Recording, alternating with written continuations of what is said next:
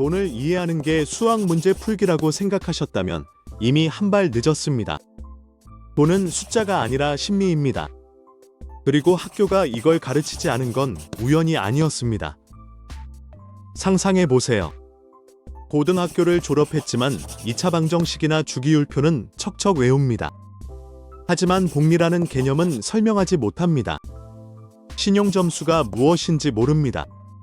선생님 중 한 명도 왜 없는 돈으로 필요한 것처럼 소비하게 되는지, 왜 신용카드 이자가 불어나 통장을 갉아먹는지 가르쳐주지 않았습니다. 피타고라스 정리는 알지만 매몰 비용 오류는 모르는 상태인 셈이죠. 이건 그냥 교육과정 부족이라며 넘어갈 문제가 아닙니다. 실제로 많은 학생들이 체계적인 금융교육 없이 졸업합니다. 그리고 불균형이 존재합니다. 저소득층이나 소외된 지역의 학교일수록 금융교육을 받을 가능성이 훨씬 낮습니다.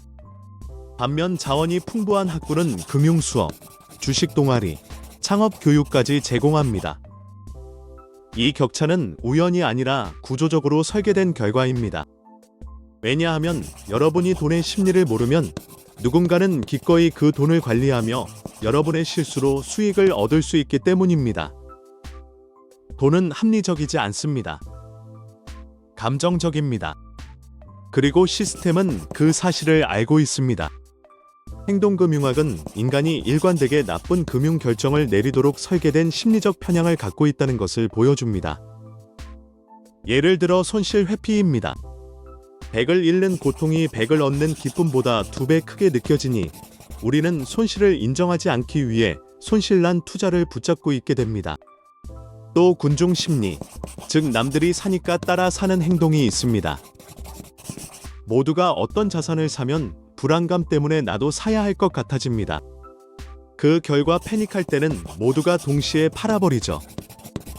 두려움, 탐욕, 질투, 놓치기 두려움은 스프레드시트보다 강력하게 행동을 좌우합니다.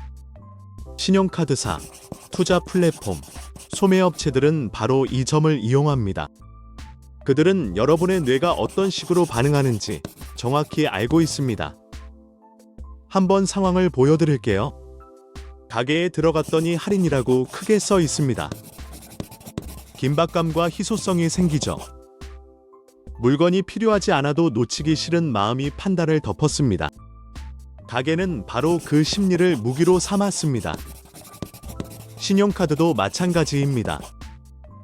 캐시백과 500만 원 한도의 카드를 제한하면 좋아 보입니다. 하지만 카드사는 신용한도가 높은 사람이 지출을 30% 더 늘린다는 걸 압니다. 그리고 잔액을 이월하는 사용자에게는 24% 이자를 뜯어갑니다.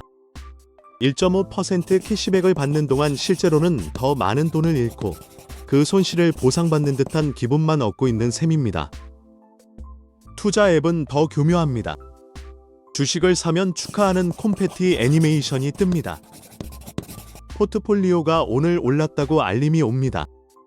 투자를 카지노 게임처럼 보이게 만들어 과신을 유발합니다.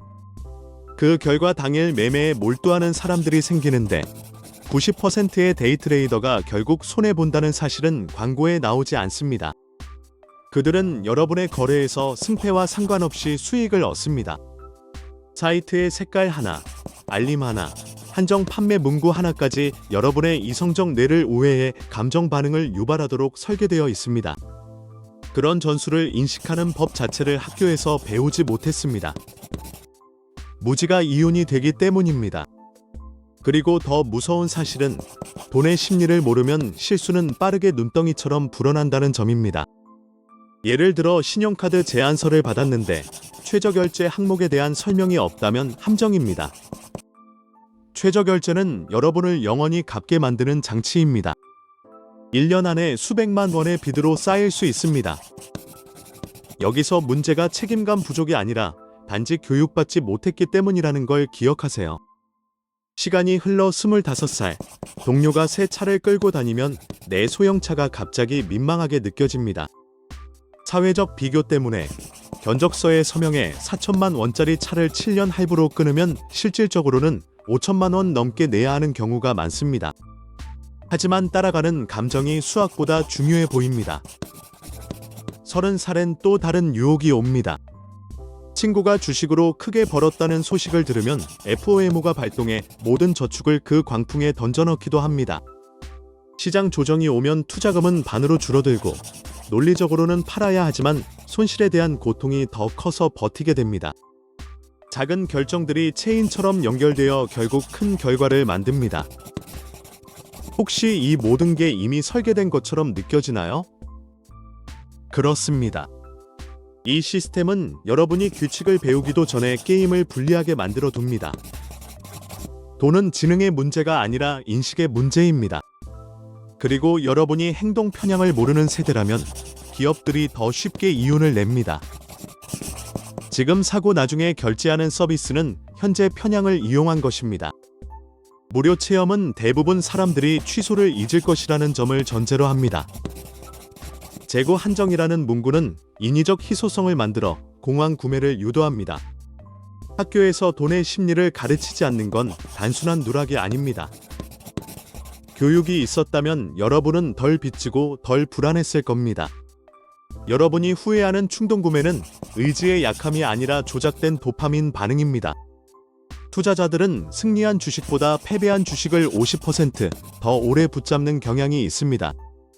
실수로 인한 비용은 개인을 넘어 세대에게까지 전해지는 부채와 불안을 만듭니다. 그러나 희망이 있습니다. 연 단위 한 학기 정도의 금융교육만으로도 신용카드 빚을 30% 줄일 수 있다는 연구가 있습니다. 한번 게임의 룰을 알면 이전처럼 보이지 않습니다. 그럼 지금부터 뭘 해야 할까요? 첫째, 자신의 편향을 인식하세요. 모두가 어떤 주식을 산다고 느껴진다면 멈추세요. 그건 군중 심리입니다. 팔면 손해일까 두렵다면 멈추세요. 그건 손실 회피입니다. 둘째, 감정과 결정을 분리하세요. 5만 원을 초과하는 구매라면 24시간을 기다려보세요. 필요해서 사는 건지, 감정 때문에 사는 건지 스스로 물어보세요. 두려움, 질투, 놓치기 두려움이라면 한 걸음 물러나세요. 셋째, 논리를 자동화하세요. 감정은 일시적입니다. 한번 결정을 내리고 자동화하면 감정이 방해할 수 없습니다. 자동이체로 저축을 설정하세요. 퇴직연금, 개인연금에 자동 납입을 걸어두세요. 시스템이 여러분을 준비시키지 않았더라도 스스로 준비할 수 있습니다. 한번 눈에 띄면 규칙은 보입니다. 제품이 아니라 플레이어가 되세요. 무지에서 벗어나면 그건 영구적입니다. 시청해주셔서 진심으로 감사합니다. 끝까지 함께해주셔서 정말 큰 힘이 됩니다. 앞으로도 유익하고 재미있는 영상으로 찾아뵐 테니 채널을 구독하시고 계속 함께해주세요. 감사합니다.